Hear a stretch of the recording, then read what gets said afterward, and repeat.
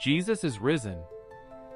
The dawn began to break over the land, its soft light spilling into the cool air of the early morning. The Sabbath had passed, but the grief of those who loved Jesus lingered heavily in their hearts. Mary Magdalene and the other Mary, driven by a mixture of sorrow and devotion, made their way to the tomb. Their steps were slow, their faces pale with exhaustion after days of weeping. The silence of the morning was broken only by the faint rustling of wind in the trees, as if all creation held its breath. As they approached the tomb, a sudden and violent earthquake shook the ground beneath their feet. The women gasped, their hands clutching at one another for balance. The air seemed to ripple with power, and in the midst of the trembling earth, an angel of the Lord descended from heaven. His presence was awe-inspiring, his appearance like lightning, and his clothing as pure and radiant as snow. The brilliance of him illuminated the tomb, a divine light piercing through the morning gloom. The angel moved with a commanding grace, rolling away the massive stone that had sealed the entrance to the tomb. The guards stationed nearby, hardened Roman soldiers who had faced countless battles, were overcome with terror. Their faces drained of color as they shook with fear, their weapons clattering uselessly to the ground. Overwhelmed by the divine spectacle, they collapsed to the ground as though dead, paralyzed by a fear beyond human comprehension. Mary Magdalene and the other Mary stood frozen, their hearts racing as they gazed upon the angel. But his voice, powerful yet gentle, broke through their fear. "Do not be afraid," he said, his words like a balm to their trembling souls. "For I know that you are looking for Jesus who has been crucified. He is not here, for he is risen, just as he said. Come, see the place where he was lying." With hesitant steps, the women approached the tomb. Inside, they saw the linen cloths that had wrapped Jesus' body lying empty, a silent testimony to the truth of the angel's words. The magnitude of what they were witnessing began to fill them with awe and a growing sense of hope. "Go quickly and tell his disciples that he is risen from the dead," the angel instructed them.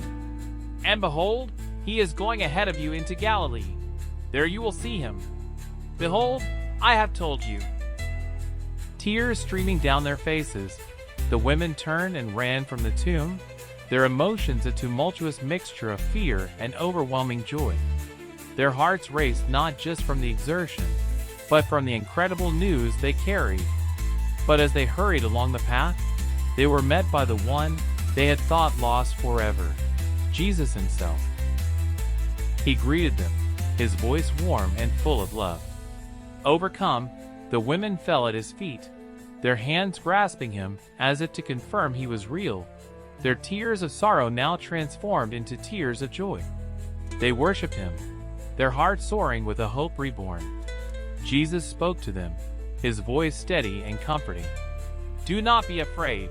Go and take word to my brethren to leave for Galilee, and there they will see me."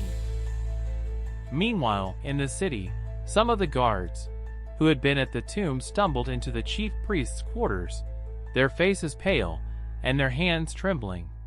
They recounted what had happened: the earthquake, the angel, the stone rolled away, and the empty tomb. The chief priests listened in stunned silence, their faces darkening with fury and fear. This was not the outcome they had expected. The chief priests hastily assembled the elders, their voices a flurry of panic and anger. They could not allow news of the resurrection to spread. After consulting together, they devised a plan to suppress the truth. A large sum of money was given to the soldiers, a bribe accompanied by clear instructions. "You are to say, his disciples came by night and stole him away while we were asleep." The soldiers hesitated, knowing that admitting they had fallen asleep on duty could result in severe punishment. Sensing their fear, the chief priests assured them, "If this should come to the governor's ears, we will win him over and keep you out of trouble." Reluctantly, the soldiers agreed, taking the money and spreading the false story as they had been told. The fabricated tale circulated widely, sowing doubt among the people. Pilate, still grappling with the guilt and turmoil caused by the crucifixion, heard whispers of the empty tomb and the guards' claims. His frustration with the chief priests only grew. Their scheme seemed endless, their manipulations a constant thorn in his side. Though he tried to dismiss the rumors, a nagging unease settled in his chest, a lingering sense that the man he had sentenced to death was not like any other. At the tomb, Mary Magdalene and the other Mary lingered in quiet awe. The grief that had once consumed them was now overshadowed by hope, though their hearts remained tender with the memory of all they had witnessed. They held tightly to Jesus' words, their steps quick and purposeful, as they set out to deliver the miraculous news to the disciples. The dawn of a new day had brought with it a promise of life, a hope that could not be extinguished. The Great Commission. The morning was cool, with the first rays of sunlight cresting the Galilean hills, painting the landscape in warm, golden hues. The 11 disciples walked together, their steps filled with both anticipation and apprehension. Their hearts were heavy with the weight of all they had witnessed in recent days. Jesus' crucifixion, the anguish of losing him, and then the impossible joy of his resurrection. Yet, even now, as they made their way to the mountain Jesus had designated, their emotions were a complicated tangle of faith and uncertainty. When they arrived at the mountain, their eyes widened. There he was, Jesus, the one they had seen beaten, crucified, and buried, standing before them. His presence was unmistakable, his countenance radiant, as though heaven itself shone through him. Some of the disciples fell to their knees immediately, overwhelmed by his glory, and worshiping him with trembling hands raised. Their hearts swelled with awe and devotion, their spirits lifted as they realized that the resurrection was no mere rumor. It was undeniable truth. Yet, among them, a few hesitated. Doubt lingered in their hearts, small and unspoken, but present nonetheless. Could it truly be him? Their minds wrestled with questions too vast for comprehension, but even in their hesitation, their eyes never left him. They wanted to believe fully, to cast aside their fears, and it was this tension between doubt and longing that etched itself onto their faces. Jesus stepped forward, closing the space between them. His gaze was steady, filled with compassion and strength. As he spoke, his voice was firm yet gentle, carrying the authority of heaven and earth. "All authority has been given to me in heaven and on earth," he declared. The weight of his words settled over the disciples, the sheer magnitude of what he was saying grounding them in the moment. He continued, his tone filled with purpose. "Go therefore and make disciples of all the nations, baptizing them in the name of the Father, and the Son, and the Holy Spirit." The disciples listened intently, their hearts pounding with the enormity of the mission being entrusted to them. These men, once fishermen, tax collectors, and ordinary individuals, were now charged with a divine commission to spread the message of the gospel to all corners of the earth.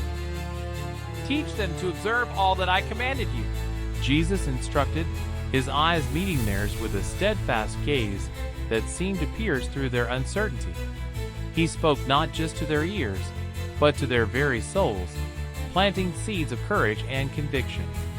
"And lo, I am with you always, even to the end of the age." His promise was clear, a reassurance that no matter how daunting the road ahead might be, they would never walk it alone. The disciples exchanged glances, their doubt giving way to a resolute determination.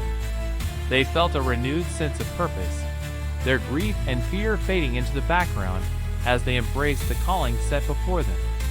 In this moment, they understood that they were not simply followers, they were messengers, entrusted with the task of carrying his teachings and love to a world in need. As Jesus stood before them, radiant and alive, the disciples knew that their lives would never again be ordinary. They would travel to distant lands, face persecution, and endure trials beyond imagining, but their faith would sustain them. The memory of Jesus on this mountain, his words echoing in their hearts, would carry them through every hardship. For Mary Magdalene, Mary the mother of James, and the others who had supported and followed Jesus, the moment was no less profound. Though they were not part of the 11, their hearts swelled with the same joy and resolve. The women had stood by him in life, in death, and now in his victory over the grave. They knew their role was vital, to support, to share the story, and to continue ministering in his name. The mountain fell silent as Jesus' words lingered in the air, but within each of the disciples, something stirred, a fire that would not be extinguished. They descended the mountain, their steps firm and their spirits unshaken, ready to fulfill the commission they had received. Though the road ahead was uncertain, they knew one thing with absolute clarity: the world would never be the same.